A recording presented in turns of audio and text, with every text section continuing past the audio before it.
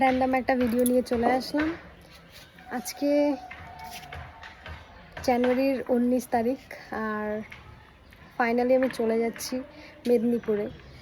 তো খারাপ লাগছে, আর কি বলবো, প্রচণ্ড খারাপ লাগছে। তাও ভাবলাম একটা ভিডিও করেই রাখি। সব কিছুরই ভিডিও করেছি, এটা আবার কেন বাকি যায়।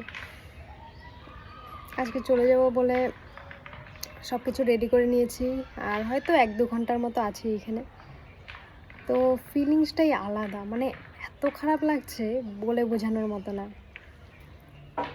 1 মাসের মতো প্রায় ছিলাম। তো অনেক কিছু, মানে কি বলা যায়, এই 1 মাসে আমি শিখেছি। বিশেষ করে আগে যখন আসতাম তখন বিন্দাস ঘুরতাম সব কিছু ঠিক আছে, কিন্তু এইবার আমি অনেক কিছু শিখেছি। মানে তোমরা অনেকেই হয়তো ভিডিওতে দেখেছো, বা কিছুদিন পরে হয়তো ঠিকঠাকভাবে ভিডিওগুলো যখন আমি আপলোড করব তখন দেখতে পারবে। আমাদের এখানে একটা নতুন দোকান ওপেনিং হয়েছে, রেস্টুরেন্ট বলতে পারো, বা ছোট একটা ফুড স্টল। আমার বাবাই দোকানটা করেছিল, যতটা পেরেছি আমি বাবাকে হেল্প করেছি। মানে রুটি বেলা তো দূরের কথা, মানে মোমো বানানোর জন্য যে গোল গোল করে রুটি বেলতে হয়, আমি সেইগুলো করেছি রোজ। মানে কি বলা যায়, আমাদের দোকানে স্টাফ এসেছে প্রায় এই 3-4 দিন হলো, তার মধ্যে আমি এইসব কোনো দিনই করিনি। ওইটা করেছি, কাটাকুটি এত কোনো দিনই করিনি। আমার বিয়ে হয়ে গেছে 7 বছর, কিন্তু তাও আমি এত কিছু করিনি। আমি রান্নাটাও আমি ঠিকঠাক করিনি। এখানে এসে আমি অনেক কিছু করেছি, আর বাবাকে আমি একটা জিনিসই চেয়েছিলাম, যেন পুরো সাপোর্টটা দিতে পারি।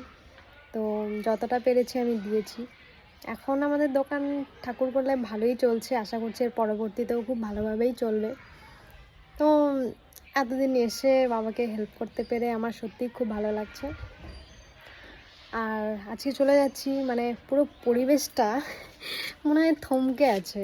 আমি আমার বাড়ির স্কুলের সামনে আছি, আমার পেছনে দেখতেই পারছো তোমরা। এটা হচ্ছে আমাদের প্রাইমারি স্কুল, আর ফ্রি টাইমে আমি এইখানে এসে বসে থাকি বা দাঁড়িয়ে থাকি। এখানে একটা ছোট দোকানও আছে, আমাদের না অবশ্যই। তো মানে পরিবেশটাই থমকে আছে, এরকম লাগছে। মনে হচ্ছে আমি সত্যি সত্যি চলেই যাচ্ছি।